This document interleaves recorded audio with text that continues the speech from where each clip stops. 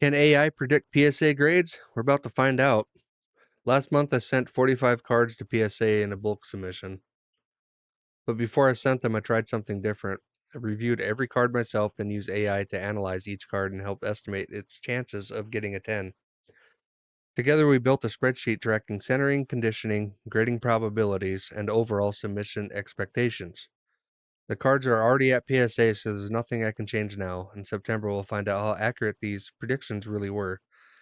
Today, I will show you the system. One thing I learned that grading gets expensive and fast. A lot of collectors look at the card and think, oh, that's going to be a 10. Sometimes they're right, sometimes they're wrong. And with the 9 prices being raw, you're already upside down by doing it. I wanted something more consistent. Instead of making decisions based on feeling, I wanted the process.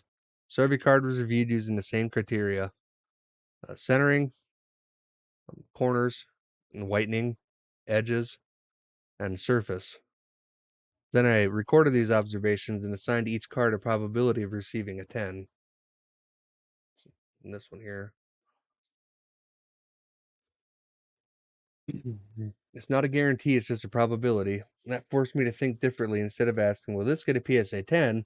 I started asking myself, is this card worth the grading fee? After reviewing all the cards myself, I uploaded photos and used AI as a second opinion. It was helpful to identify things I missed. Some things we agreed on, some we didn't, and sometimes the AI centering prediction was insanely off. I showed a card that was easily 70-30 and it tried saying it was 55-45. So there's a lot of banter back and forth. But you know, eventually every card received a PSA 10 probability, a category, notes explaining concerns. Categories were simple though: safe 10, a borderline 10, and a likely 10, or likely 9, sorry. Once every card was categorized, I could finally look at the submission as a whole instead of focusing on individual cards. This is where things got interesting. The spreadsheet gave me a complete breakdown of the submission. Oh. With 45 cards going, there was 3 of them that were, well, almost guaranteed to not get 10s, but a couple of them are not my cards, so I was sending in regardless for the individual that requested it.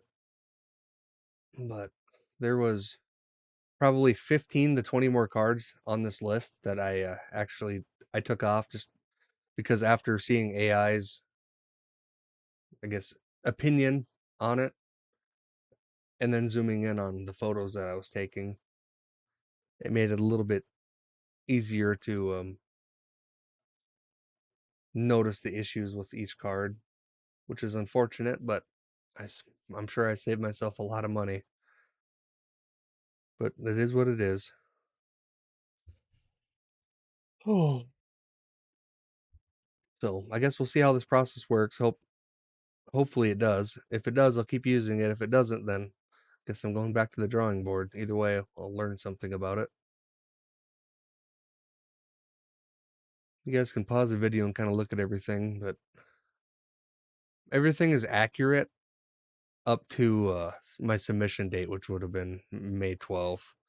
Well, at least I think it's accurate. I mean, there's could be some issues, but I'll definitely go over this and get all the correct PSA 10 prices and raw prices when the submission is returned. But this is it. This is the first rough draft of my PSA submission tracker. Look forward to seeing what's going to come with this. Unfortunately, PSA has no more bulk orders, but I will end up using this to, it's not CGC, Beckett, probably send in a submission there in a month or two, unless PSA is gonna give us our bulk submissions back. But only time will tell. But for this submission, the predictions are made, the cards are gone, and now we wait. In September, we'll find out whether this grading system worked, whether AI was useful, or whether this $1,700 in grading fees was worth it.